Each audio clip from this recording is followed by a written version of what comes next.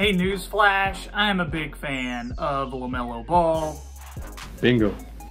Thank you, Samurai Cop.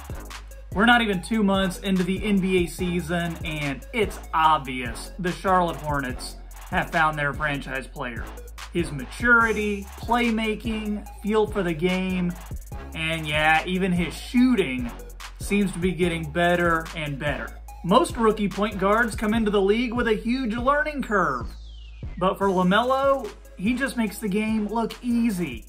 This video explains how LaMelo Ball is doing things in the NBA we just don't see from players his age, and what a reasonable ceiling for him looks like moving forward. Hey, it's Troy. Subscribe and hit notification bells. If it's your first time here, you need to know that I post fresh and consistent NBA content several times on this channel, and I even have a Christmas tree in February. Who else has that? Let's begin by talking about my prediction for LaMelo Ball before the season started. In my rookie prediction video, I said LaMelo will average 11.6 points, 4.2 rebounds, and 7.4 assists per game in his rookie season. Those are pretty solid numbers for a kid coming into the league, especially when you consider there was no summer league and there was a shortened training camp before the year started. But check out LaMelo's numbers so far this season. He's leading all rookies in points and assists, and is second place in rebounds, only to James Wiseman, the 7-footer from Golden State. LaMelo is making people take notice. That includes guys like me who have been hyping him really since day one, and also his critics are taking notice. And, you know, he's got a lot of haters, which I think is mainly due to the Ball name. But since Ball was promoted to the starting lineup in early February after an injury to Charlotte Hornets guard Terry Rozier, he's showing he probably should have been in that starting lineup from the jump. He's the youngest player in NBA history to get a triple-double. He's one of the main reasons Charlotte is staying in the thick of the playoff race. And LaMelo is showing far more consistency than his older brother Lonzo ever has, a player that he was often compared to before coming into the NBA. The questions LaMelo has surrounding his shot have been largely a non-factor too. With LaMelo though, as of this recording, he's shooting 36% from 3 on 5 attempts per game. His overall field goal percentage is in the low 40s, and his free throw shooting is a solid 80%. So yeah, nobody is expecting LaMelo to be Steph Curry or Klay Thompson, but these numbers do show me that LaMelo has at least some degree of shooting proficiency. A big part of LaMelo's game right now is a combination of drives and floaters, but what really sets him apart is his unbelievable passing. And we knew this was a big part of his game before he was drafted, but I'm still pretty amazed by what Ball is able to do when he has the ball on a nightly basis. Dude is a magician with the rock. His height allows him to see over the defense. He can read different angles on the court. His no-look passes are a thing of beauty, and most of the time they are right on target. He'll use his speed to push the pace and create scoring opportunities for himself, or collapse the defense, and then that allows LaMelo to fling it to the open man. He's decent at changing direction with his dribble, and he can take a fair amount of contact when he drives to the hoop too. Just imagine how all this is going to look after he's been in the league for a few years. As for his defense, LaMelo isn't a lockdown defender, but he does try in that area, and that's pretty obvious even after just watching him for a few minutes.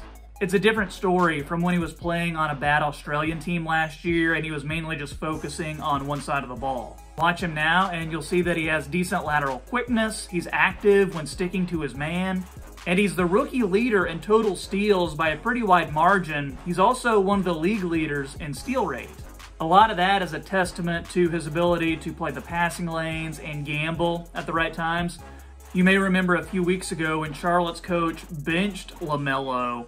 He said, if you're not providing anything offensively, then you got to show me something on the other end of the floor. LaMelo took that to heart, and we haven't seen any more stories about him getting pulled for poor play. I think it could even be argued that LaMelo should have been the #1 pick in the 2020 NBA draft. I was reading this article from John Hollinger in The Athletic. He posted a chart about top teenage seasons in the three-point era. In this article, Hollinger says, quote, "In the three-point era, we've only had 10 teenagers play at least 500 minutes, post a PER of at least 15, and a BPM of at least 1. A basic baseline of, hey, this guy is pretty good. Ball is on track to become the 11th, with advanced metrics that clear my cutoff by a mile." Look at the names on this list. Kobe, LeBron, KG, Anthony Davis. All in all, we've got 9 multiple-time All-Stars and several first-ballot Hall of Famers. This just goes to show that LaMelo being this good at this young of an age is pretty rare. So all this being said, what are my predictions for LaMelo and his career, his ceiling, if you will? If you're a fan of this channel, then you know back when I was doing my mock drafts, I talked about LaMelo as a potential all-star down the road. Part of that was going to be determined by who drafted him. Like if the Warriors had gotten him, he wasn't going to be an all-star anytime soon or maybe ever. With Charlotte, though, perfect situation. He is right now the first or second best player on that team, depending on what you think of Gordon Hayward.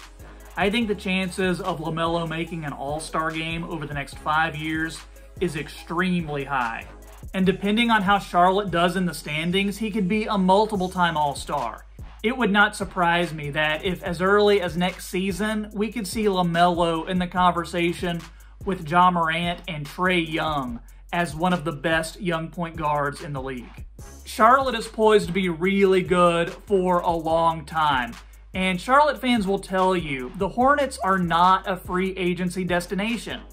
I mean, you've got a history of Nick Batum, Bismack Biyombo. I mean, who else? That is not gonna cut it. But with LaMelo, you finally have that superstar. You finally have that franchise player. He's the type of guy that others will want to go and play with. They'll want to sign with Charlotte. He makes his teammates better, and he's already showing his leadership and his winning mentality. And you know, maybe most importantly, it looks like he's having fun. Players want to be part of that. Charlotte doesn't have any bad contracts, and since they don't have the best track record in drafting players, they don't have any players that are coming up for big contract extensions. But now they have finally struck gold. LaMelo Ball is worth the hype. Bingo. Couldn't have said it better myself, Samurai Cop. Hey, that is going to do it for today's video. If it's your first time here, make sure you are subscribed to this channel.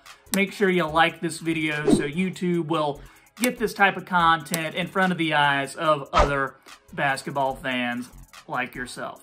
Let me know in the comments what you think of LaMelo. Are you a LaMelo hater? Did you used to be a LaMelo hater who has now seen the light and you love LaMelo and what he brings to the Hornets and to the NBA? Let me know in the comments. And if LaMelo is your pick for Rookie of the Year, you gotta let me know that in the comments as well.